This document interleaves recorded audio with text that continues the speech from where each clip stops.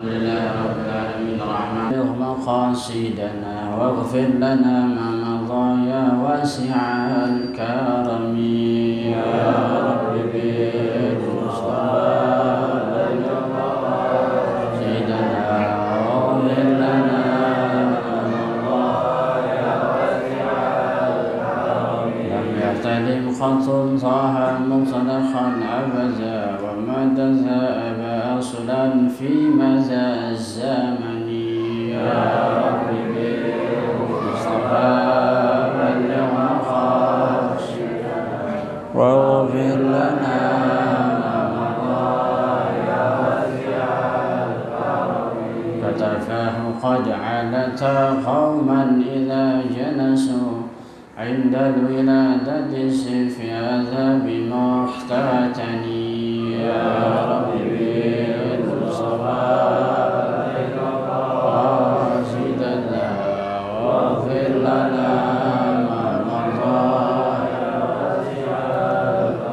هذه الخصائص فاحفظها تكن أمنا من شر نار وسراق ومن محن يا رب بالمصطفى بلغ مقاصدنا واغفر لنا ما مضى يا واسع الكرم اللهم صل وسلم وبارك عليه وعلى آله الحمد لله والشكر لله والصلاة والسلام على رسول الله محمد بن عبد الله وآله وصحبه أما بعد لا حول ولا قوة إلا بالله ربي اشرح لي صدري ويسر لي أمري واهد قلبي وسدد لساني بحق نبينا محمد صلى الله عليه وآله وصحبه وسلم اللهم إنا نسألك الفتوح والمنوح والرسوخ وتوبة النسوح وصلاح الجسد والروح.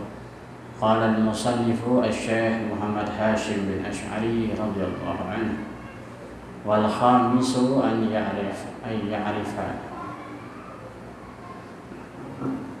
Bismillah, alhamdulillah wassalatu wassalamu ala rasulillah. Berkata Syekh Muhammad Hashim bin Ash'ari, yang mana beliau punya organisasi sekarang sudah berusia 1 abad 100 tahun, yaitu Nahdlatul Ulama dalam kalender Qamariyah ya.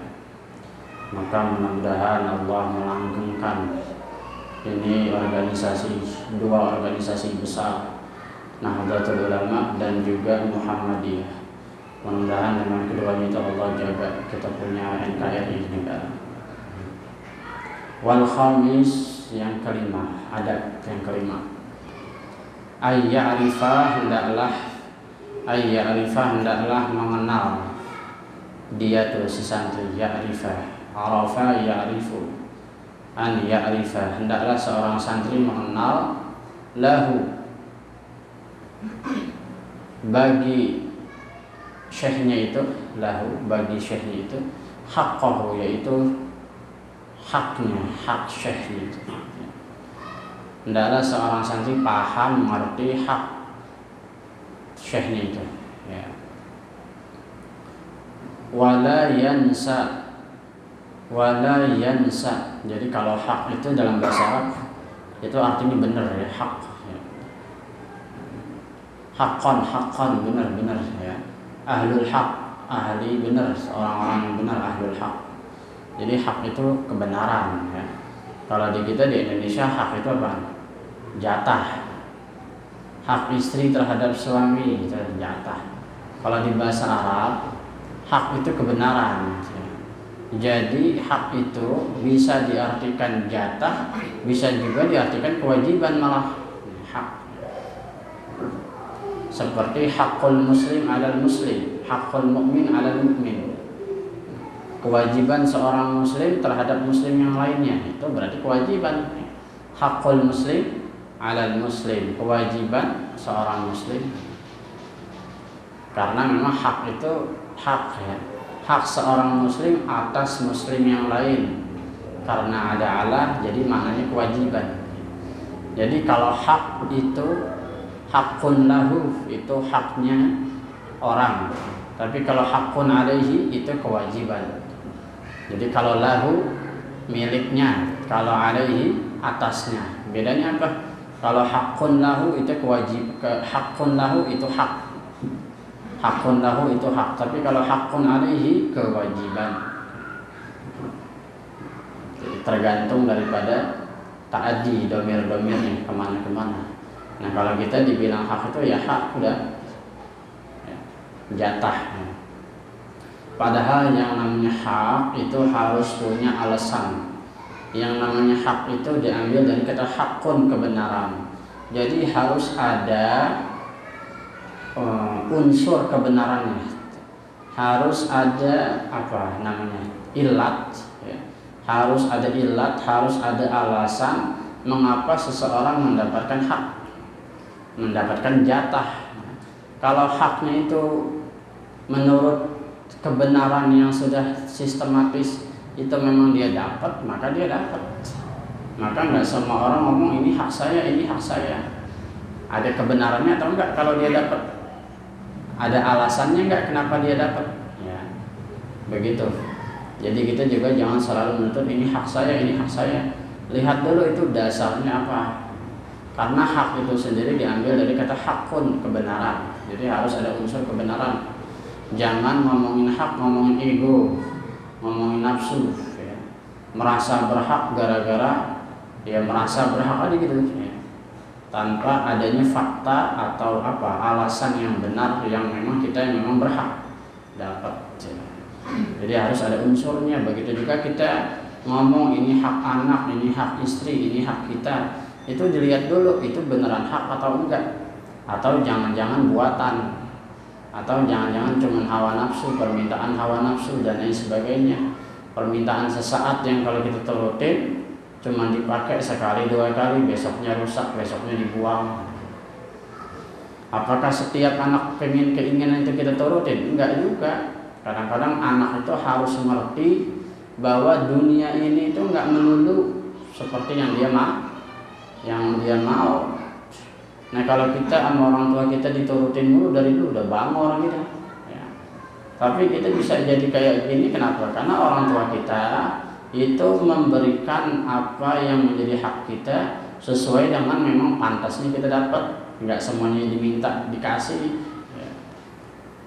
Anak masih bocah 7 tahun minta motor misalkan, terus jalanannya padat ya.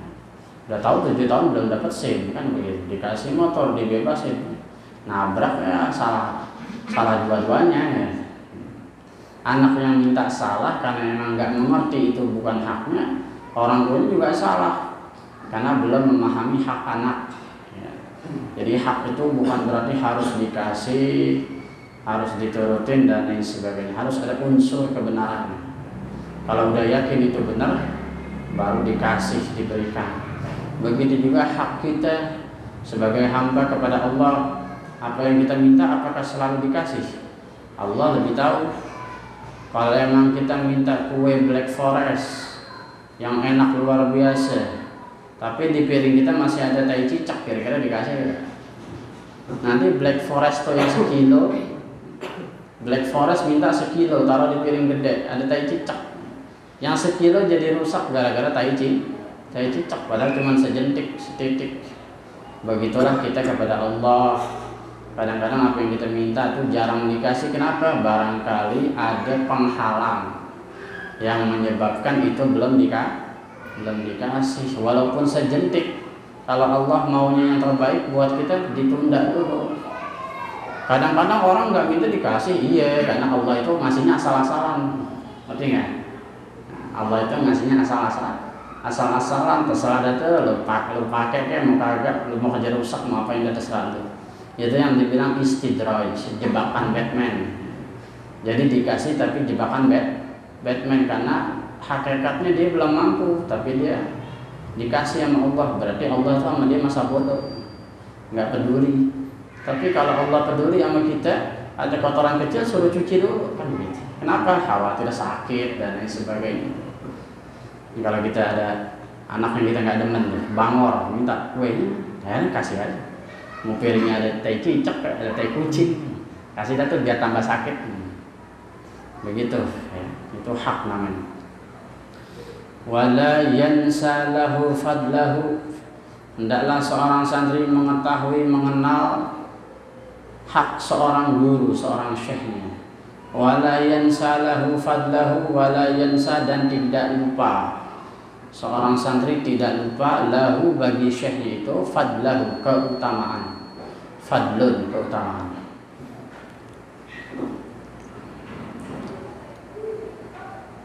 Wa an yad'uwa, ini kegedean nih settingan story. Wa an yad'uwa, dan hendaklah yad'uwa seorang murid, yad'uwa mendoakan, lahu bagi syekh itu, muddata hayatihi, selama hidupnya itu syekh, wa ba'da mamatihi, dan selama dan setelah kematiannya.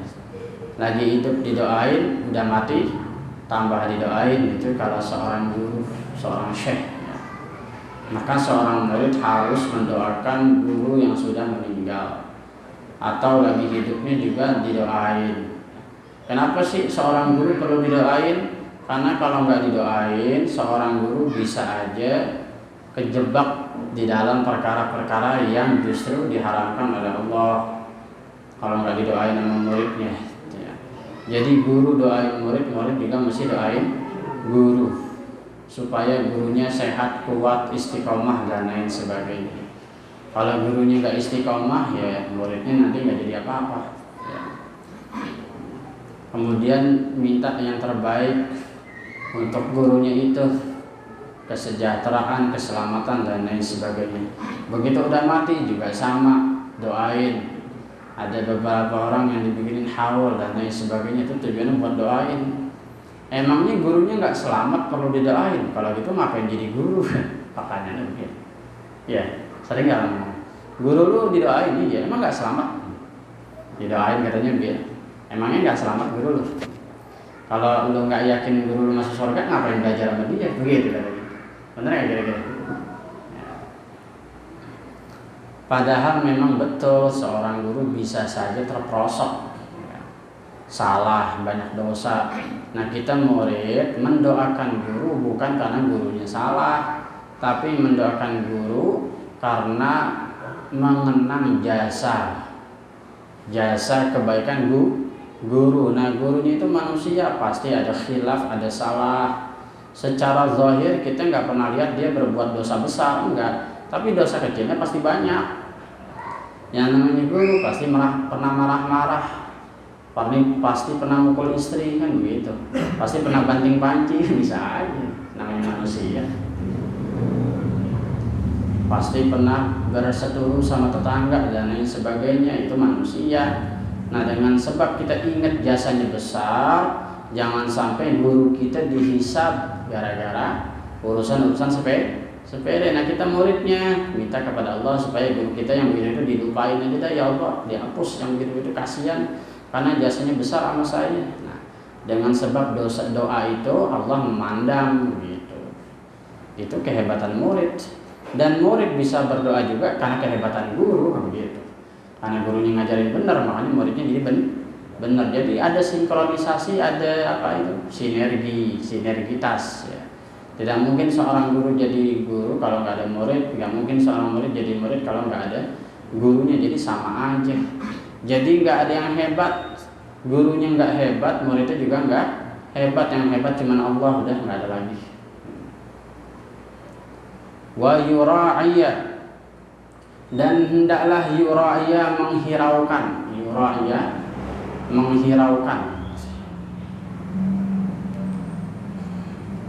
Ini dulu zaman Nabi ada ra'ina. Jadi sahabat Nabi itu kalau minta diperhatiin sama Rasulullah, ra'ina. Perhatikanlah kami. Jadi Rasulullah ngajar, terus sahabat itu ada yang enggak kelihatan mukanya, ada yang enggak tapi kedengeran, ada yang duduknya di bawah, di atas, namanya belajar di padang pasir, atau belajar itu di atas batu, digundukan begitu. Jadi nggak rata duduknya, nggak seenak zaman sekarang. Itu ada sahabat yang kurang dengar, kurang jelas. minta kalau Rasulullah ngomong sampai capek diulang, coba ulang lagi ya Rasulullah, tadi nggak jelas. Nah, itu pakai kalimat ra'ina, ra'ina, perhatikanlah kami, perhatikanlah kami. Maka ada orang Yahudi lewat, wah ternyata sahabat Nabi itu kalau ngomong ke Rasulullah ra'ina, ra'ina, perhatikanlah kami, maksudnya ya kami ini perhatiin ya Rasulullah, jangan yang depan-depan doang tuh yang hebat-hebat diperhatiin. Akhirnya ada bahasa Yahudi yang mirip sama itu, namanya ru'una, ru'una. Nah ru'una itu artinya bodoh, sangat bodoh. Nah sama orang Yahudi dipelesetin tuh, ru'una. Dia ngomongnya ra'ina pakai bahasa Arab, tapi mulutnya dimonyongin tuh, ru'una, ngerti nggak? Karena meniru sahabat Nabi yang tadi ra'ina, perhatikanlah kami. Nah Yahudi itu ngeledek gitu.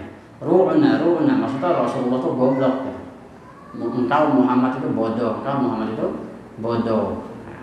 Nah, jadi plesetan tuh. Nah di kalangan Yahudi itu jadi bahan tertawaan, ngerti nggak? Kita kalau dekat Muhammad kita ngomong aja ru'na, karena mirip sama bahasa Arab itu, bahasa orang mereka, ra'ina. Akhirnya turun ayat.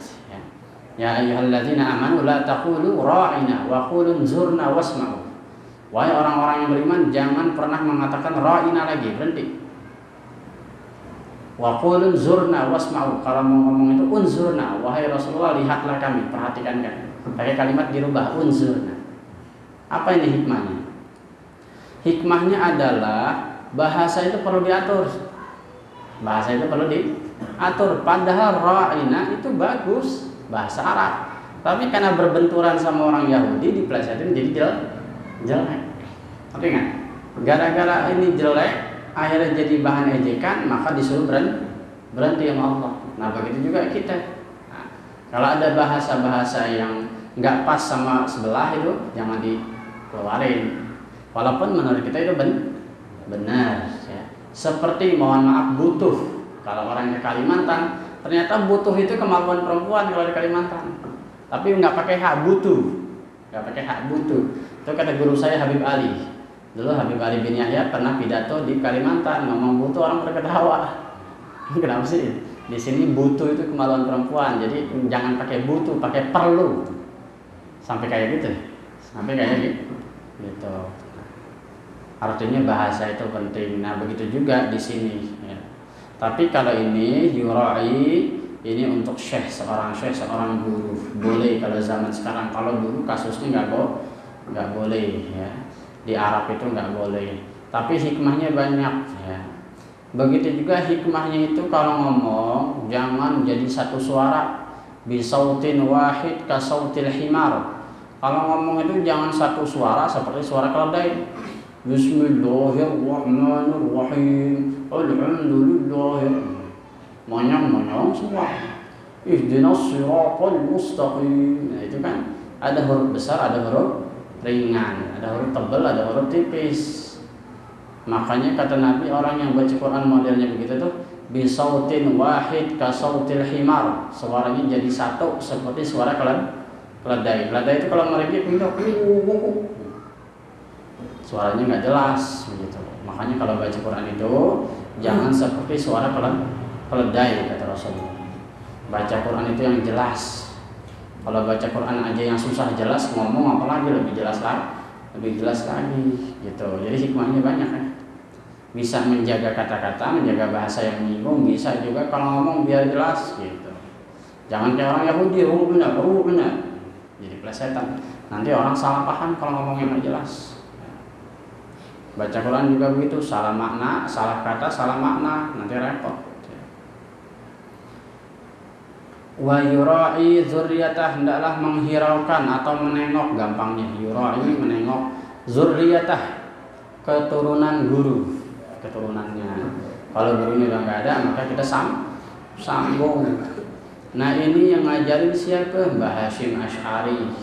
Makanya di Nahdlatul Ulama itu ya, kalau ada tuan syekh udah meninggal, punya anak sekian banyak, ada anak yang karakternya kurang lepas, maka tetap dihormatin, tetap disambangin, bahkan dipanggil tuan guru, tetap sama. Seperti Mbah Maimun Zubair meninggal dunia, meninggalkan anak namanya Najib. Gus Najib. Sekarang udah jadi Kiai Haji Najib. Itu keras, nggak seperti mbahnya. Ya. Keras sama presiden, keras sama pemerintah, keras, mirip-mirip Habib Rizik lah gitu. Tapi orang yang tetap menghormati, tetap disebut Mbah Yai, tetap nggak pernah diputus. Ya. Bahkan ketika mau ditangkap polisi karena terlalu kasar dakwahnya itu tetap dibelain sama orang NU. Jangan, itu anaknya Mbah Maimun Zubair. Ya. Jadi ada saja di antara anak-anak guru itu yang memang karakternya keras, yang bisa jadi berbedaan dengan cara bapaknya ngajar, lebih keras, tapi itulah warnanya. Bahkan zaman dulu ada gurunya Imam Syafi'i, ya, namanya Sufyan bin Uyainah, udah yang kemarin di awal-awal. Itu punya anak masih bocah, lagi main lato-lato tuh di lapangan, main lato-lato. Kalau zaman dulu katanya tuh lagi main bola, katanya menurut riwayat itu main bola, bukan bola kayak zaman sekarang, bukan ya, pokoknya sabut kelapa ditendang-tendang gitu. Nah itu Imam Syafi'i lagi ngajar di majlis, di depan itu lapangan, ada anak gurunya itu lagi main bola. Setiap itu bolanya ke majlis, kemudian anaknya itu ngambil, itu Imam Syafi'i berdiri. Setiap ada anak gurunya ngambil bola, nendang lagi beberapa kali, ya katakanlah 3 kali 4 kali, masuk lagi tuh bola ke majlis, diambil lagi tuh sama anak gurunya itu bola, masih bocah, dan nggak ya kenal Imam Syafi'i itu segitu doang. Pokoknya nih murid mbah gua nih lagi ngajar, nggak ada yang hal yang istimewa, tapi Imam Syafi'i itu menghormati. Setiap itu muridnya masuk ke majelis ngambil bola, dia diri doang, nggak ngapa-ngapain. Kok bisa begitu? Iya, karena Rasulullah memerintahkan, ada orang Yahudi meninggal aja suruh diri, padahal udah mampus. Ada mayat Yahudi lewat, Rasulullah berdiri, ngapain? Menghormati kemanusiaannya. Lainnya apalagi anak gurunya yang nyawanya masih ada, dan bisa jadi itu anak guru ke depannya nanti jadi ulama besar, dihormati begitu. Jadi kalau ada anak gurunya seandainya itu nggak ngepas sama kita, ya udahlah, emang udah takdirnya kali benturan sama dia. Tapi jangan pernah kita membenci. Wa qaribahu, dan kerabat gurunya itu disambung. Kalau gurunya udah nggak ada, disambung kerabatnya didatengin.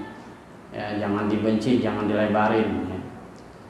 Wa awiddaihi, awidda diambil dari kata wadud. Wadud itu kasih sayang. Sakinah mawaddatan warahmah. Sakinah mawaddatan warahmah. Sakinah itu maknanya tenang. Mawaddah itu cinta dalam keadaan senang. Perhatikan nih, penting. Mudah-mudahan rumah tangga ente sakinah mawaddah sakinah itu tenang. Mawaddah itu cinta kalau lagi senang, lagi banyak duit tuh, bini kita cinta. Nah kalau rahmah itu kasih sayang ketika susah. Ada 2 lapisan itu. Jadi mawaddah rasa cinta ketika senang. Kalau rahmah rasa cinta yang tetap ada atau rasa sayang, ya. Beda, kalau cinta itu harus ada duitnya biasanya. Nah, kalau makanan enak tuh cinta biasanya, ada timbal balik. Tapi kalau sayang itu disebutnya rahmah ketika susah. Ketika kita sakit, udah nggak kerja, nganggur, sakit stroke, di kasur aja bini kita masih setia, itu namanya rahmah. Walaupun ada unsur kasihan, bukan cinta, bukan gedek banget biasanya, udah stroke, bukan mah. Ya, buang air di kasur sebagainya, tapi bini tetap sabar. Walaupun ada ngeluh di dalam hati tapi nggak dizahirkan, itu namanya rahmah. Jadi manusiawinya tetap ada keluhan tapi tidak ditampakkan, karena ingat jasa-jasa suaminya dulu masih sehat, tuh namanya rahmah. Jadi sakinah artinya tenang, mawaddah cinta ketika senang. Sakinah tenang maksudnya. Mawaddah cinta ketika senang, rahmah sayang ketika susah. Biar paham tuh kalau ngodain orang maknanya apa. Wa awiddaihi, dan orang-orang yang dicintai oleh guru-gurunya, ya anak-anaknya, bininya, kita sambung tuh silaturahim. Ya.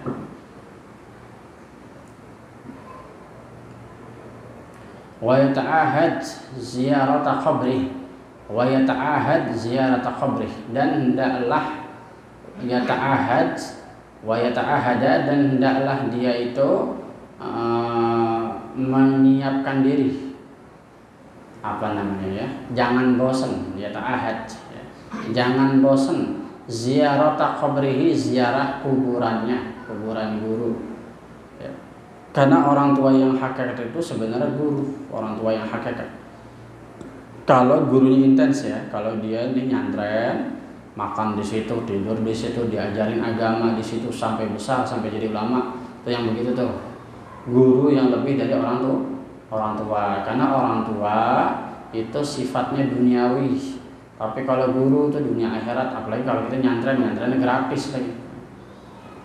Nyantrennya gratis, diajarin apaan tahu, dunia akhirat, walaupun diomelin tapi masih intinya kasih sayang, direndam karena sayang, dicubit karena sayang, dijemur karena sayang. Pengalaman pribadi. Udah hafal Yasin belum? Udah Ustaz, coba baca Keder. Kan Yasin banyak yang mirip-mirip tuh. Keder. Akhirnya ambil Quran, turun ke empang segini. Pagi-pagi dingin banget, di bawah kaki Gunung Ciremai, bayangin aja. Akhirnya kayak apa tuh? Itu sambil ngerokok Samsung nggak berasa saking dinginnya. Ketahuan sama Ustadz, diginiin di tangan nih, nggak berasa. Ntar berasa pas udah naik baru pada bengok gitu. Saking dinginnya pagi-pagi. Habis kan kalau di pesantren Darul Islah itu, kalau baca Yasin itu subuh. Begitu dites nggak hafal ya suruh berendam, subuh berendam, bayangin ya. Atasnya Gunung Ciremai, mantap, ngomong-ngomongnya ngebul, itu siang nih, pagi-pagi. Itu Ustadz ya, tapi karena sayang, karena begitu gitu jadi orang. Kalau nggak begitu lembek, mental tempe. Kalau nggak begitu, baja itu bisa kuat karena dibakar. Kalau nggak dibakar nggak jadi baja, jadi bejo. Wal istighfar lahu, dan hendaklah sering-sering beristighfar baginya ya, bagi itu guru. Was-shadaqata anhu, dan melakukan sedekah untuknya, sedekah darinya, dari atas nama guru. Ya Allah, ini saya sedekah atas nama guru saya, bisa aja begitu ya. Wa yasluka fis samti, dan berjalan fis samti,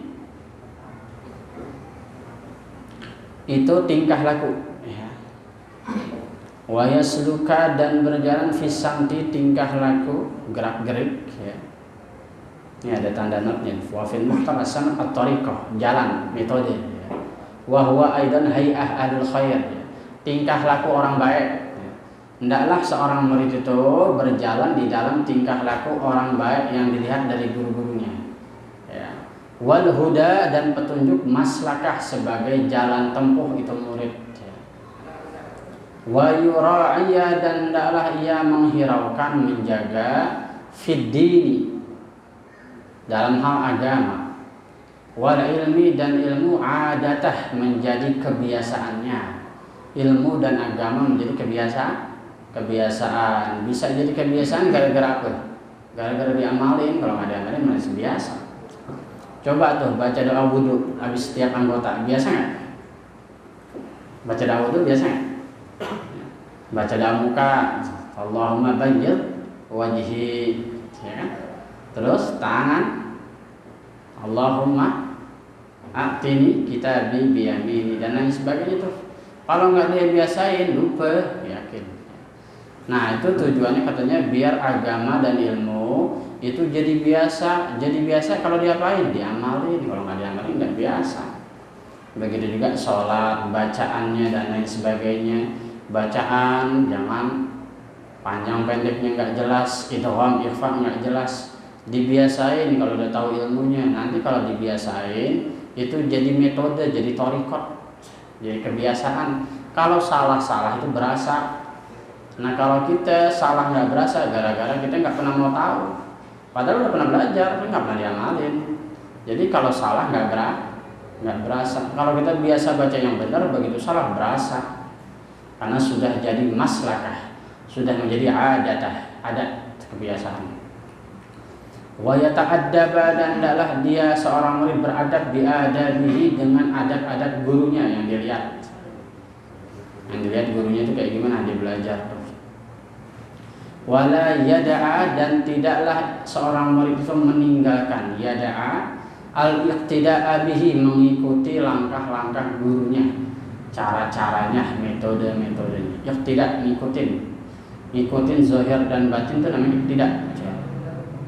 Cara ngajar, cara ngomong, cara wirid, cara sholat, dan lain-lain. Itu nggak perlu Ustaz, yang kita tiru itu Rasulullah. Kita tahu Rasulullah begitu begini dari mana kalau bukan dari guru. Nah itu sisi baik ya. Kalau gurunya itu sisi baik tadi kita tiru. Nah ini ada sisi jelek di sini. Yang wasadisu dan yang sadis. Wasadisu dan yang sadis yang keenam. Jadi bukan wasatiu, nggak enak. Sitah wasatitu nggak enak. Wasadisu diganti. Bahasa Arab kayak gitu. Wasadisu. Ayyatasabbara, hendaklah seorang murid bersabar. Nah ini ketika lihat gurunya lagi nggak bener, murid sabar nih. Saya sering ngalamin nih. Kalau sering ditinggal-tinggal sama ustadz dulu di pesantren, ngaji kagak, nyari batu mulu di kali, sering banget. Kan di samping saya ada kali besar. Itu kalau hujan airnya hitam, wow, itu batu jalan semua tuh yang gede-gede, yang kayak sapi-sapi jalan semua, duduk.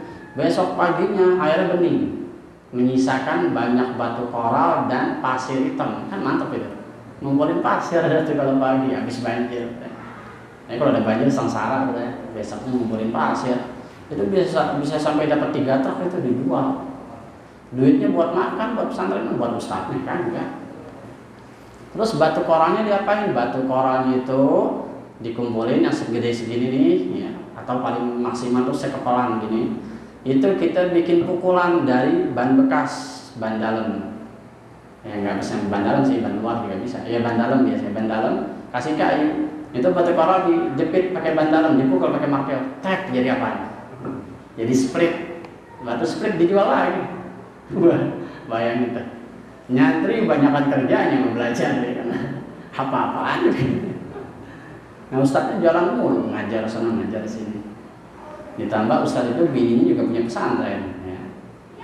Itu ketika kayak gitu-gitu tuh kita kadang-kadang kesal gitu.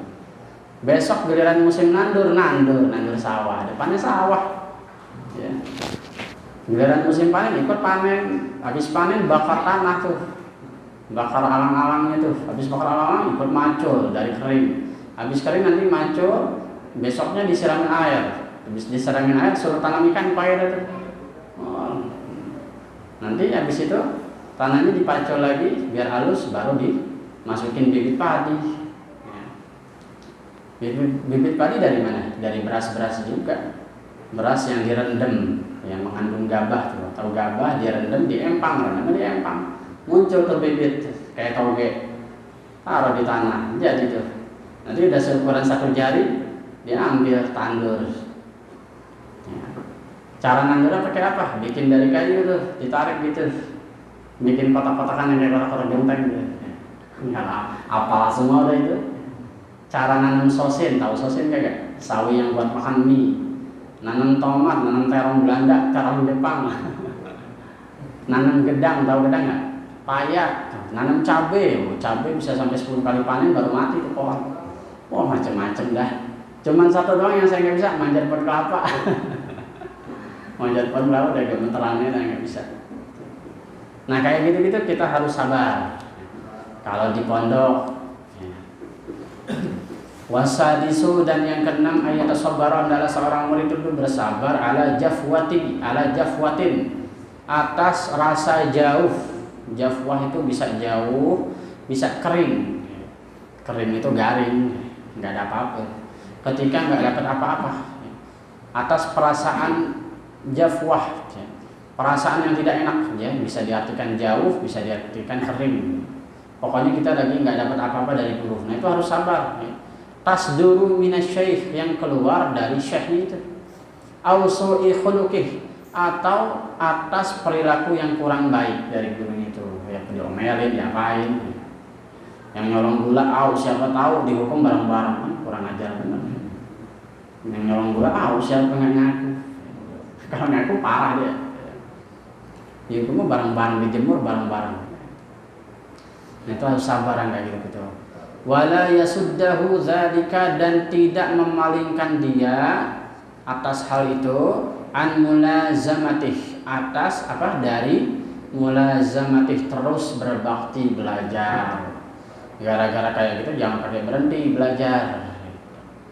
Dimarahin sekali 2 kali, banyakan dikasih baiknya sama dimarahinnya kalau guru. Wa'tiqada kamalihi, dan jangan sampai berkurang beriktikat kesempurnaan gurunya itu. Gurunya tetap sempurna. Yang namanya manusia semua sempurna. Mau sejelek apapun sempurna. Sempurnanya manusia itu karena apa ya? Karena banyak kekurangan itu. Habis kalau dicari kekurangan kebanyakan. Bahkan diri kita kalau cari kekurangan terlalu banyak. Gampangnya apa? Ya udah manusia sempurna, udah mau salah mau bener. Ya, manusia itu sempurna dengan kekurangan itu. Jadi berbeda pendapat, berbeda pandangan itu wajar.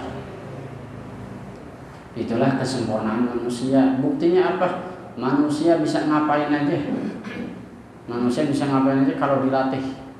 Bisa jadi perenang kalau dilatih, bisa jadi pemanah, bisa parkour, tahu ya. Itu hebat-hebat, bisa main ski dan lain sebagainya. Binatang lain nggak bisa. Manusia bisa punya keahlian 7-8 keahlian manusia. Sempurnanya manusia di situ. Wa yata'awwala li af'alih. Wa yata'awwala, dan hendaklah menafsirkan, ta'wil, menafsirkan. Jadi kalau ta'wil itu maknanya tafsir, sama. Ta'wil mimpi, tafsir mimpi. Kenapa ta'wil itu diambil kata ta'wil? Kenapa ta'wil itu disebut ta'wil? Misalkan orang mimpi terus ditakwil, ditafsirin. Kenapa pakai kalimat ta'wil coba?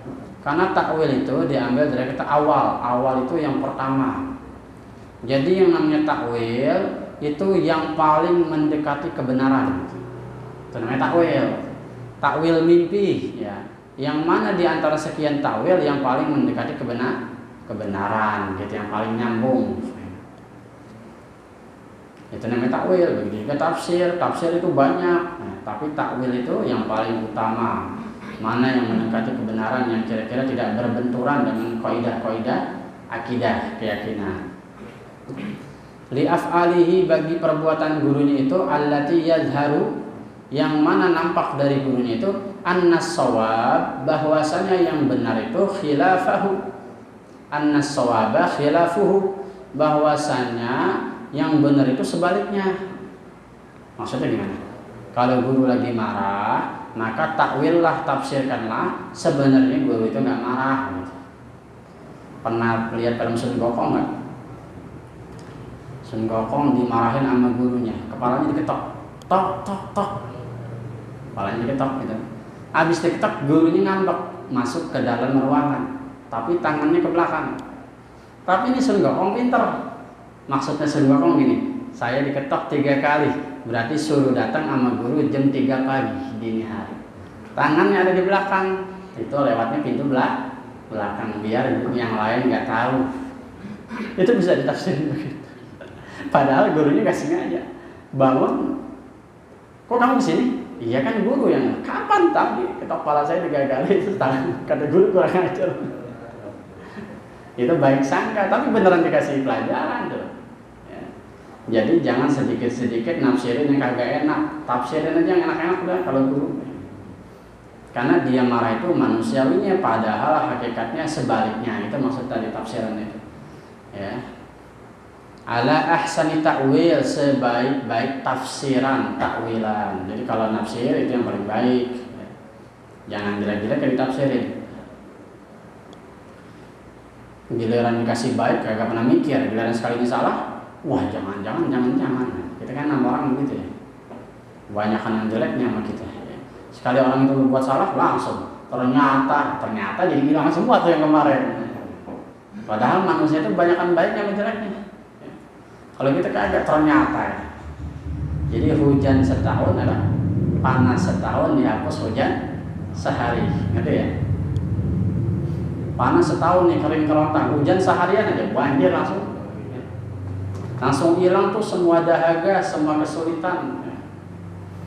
Karena hujan 1 tahun, kebaikan yang banyak hilang gara-gara satu kesalahan. Ya wajar lah manusia begitu modelnya. Wa idza jafahu syaikhu, apabila menjauhi dia seorang syekh itu, ibtada'a, maka dia tuh si murid memulai ya. Ibtada'a, maka muridnya itu memulai ya. Kalau gurunya ngejauhin, muridnya yang datang, jangan muridnya mau di WhatsApp lu. Ngapa lu nggak ada kabar, ngambek. Kalau muridnya nggak pernah nengok gurunya, pokoknya gurunya udah marah-marah aja. Nah, alasannya macam-macam, sungkan lah, apalah, takut ganggu, padahal malas. Ya, padahal malas, ngulang lagi yang kedua kali, takut dimarahin lagi. Padahal malas sekali itu doang. Begitu kagak di WhatsApp, beneran kagak ada kabar nih bocah, bener-bener. Harus guru-gurunya juga nyamperin dong. Orang kita begitu, gimana mau berkah, gimana mau pintar. Nah, jadi kalau gurunya menjauhin, malah murid itu harus memulai begitu. Huwa bil i'tizar, ya, memulai dengan uzur, dengan alasan, dengan apa? I'tizar itu ya uzur lah pokoknya. Ya. Pokoknya memaklumi, i'tizar itu memaklumi. Wa azhara dzanba lahu, dan menampakkan dosa bagi gurunya itu. Maksudnya apa? Maksudnya muridnya ngaku aja deh kalau kita yang salah gitu. Kenapa guru marah? Ya karena kitanya salah udah. Jadi bil i'tizar itu tadi bisa diartikan minta maaf ya, karena uzur, minta maaf, pokoknya cari alasan lah. Maaf guru, kemarin gini, jangan ditanya mulu. Kenapa gini udah sebulan ini? Habisan, kira ditanya habisan. Bukannya jelasin biar gurunya nggak punya. Padahal gurunya cuma 1 ya, muridnya 10. Nah bayangin kalau muridnya ambaknya begitu semua 10, bosen. Jadi udah tahu gurunya 1, nah murid yang 10 ini biar paham, jangan satu-satu di WhatsApp semua, jangan satu-satu ditanya semua. Itu menunjukkan keseriusan seorang murid. Kalau nggak gitu nggak jadi nanti. Wa azhara dzanba lahu wal atab alaihi, duanya tuh fil mukhtar arahu kan.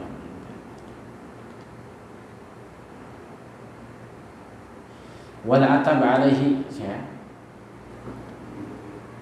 dan merasa bersalah, atad. Wa fil mukhtar arahu, di dalam teks yang lain tuh katanya arahu ya, menghiraukan guru, nengok duluan ya. Fa inna dzalika, karena sesungguhnya itu semua tuh abqa li mawaddati syaikhi, bisa mengkekalkan kasih sayang guru. Kenapa? Karena cinta itu kalau nggak dipupuk lama-lama pudar, hilang sebulan 2 bulan, lama-lama ante, mau balik lagi kagak enak. Maka gimana caranya kalau udah ngejauh? Maka kita tanyain kabarnya, datangin rumahnya, ngaku salah, ngaku dosa, atab alaihi, pokoknya ngaku salah ya. Pokoknya kalau nyalain diri sendiri, walaupun gurunya ada salahnya juga. Tapi kalau nggak begitu ntar nggak nyambung. Dengan kita bersikap begitu, maka bisa mengkekalkan rasa sayang guru. Gurunya akhirnya melihat nih kesungguhan ini murid. Ya kalau muridnya lagunya nggak begini, didiamin sama gurunya. Loh ribet juga nih bocah. Sekali jadi ambakin sebulan 2 bulan nih, biarin dah, hilang kan. Kalau begitu ya nggak jadi, batal lah gitu. Cari lagi guru lain lagunya lain lagi, ribet lagi, ulang lagi dari nol. Susah kalau begitu. Ngerti nggak? Ala tauqifihi fima fihi fadilah ya.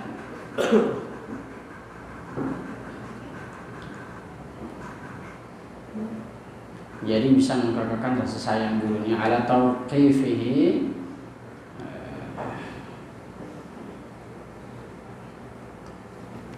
fima fihi fadilah, yaitu atas kebenaran ya, kesesuaian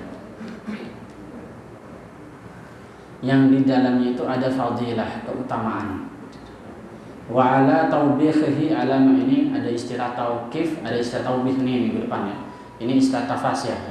Nanti ada istilah tauqif, ada istilah taubih, nanti dilanjut lagi kepanjangan. Jadi begini, jelasin dulu gambarannya buat minggu depan. Seperti Nabi Ibrahim mengatakan haza rabbi, masih ingat kan? Dia lihat bintang, dia mengatakan haza rabbi. Dia ingat lihat bulan, dibilang haza rabbi. Dia lihat matahari, haza rabbi, haza akbar. Ini Tuhanku, ini lebih besar. Banyak orang itu, apalagi orang-orang batiniah yang ngaji malam itu pada salah. Dianggapnya katanya ini perjalanan spiritual, bahwa Ibrahim juga pernah ateis, pernah salah, lalu Allah kasih hidayah, lalu dia baru benar. Padahal itu namanya taubih. Nanti di bawah tuh ada tauqif, ada taubih dalam ilmu tafsir. Kalau taubih itu pertanyaan tapi untuk ngecengin. Misalkan orang dikasih permen, gua dikasih permen, maksudnya apa? Nadanya kayak gitu, gua dikasih permen, maksudnya apa? Yang lebih gede lagi dong, masa gua dikasih permen, emang gua bocah.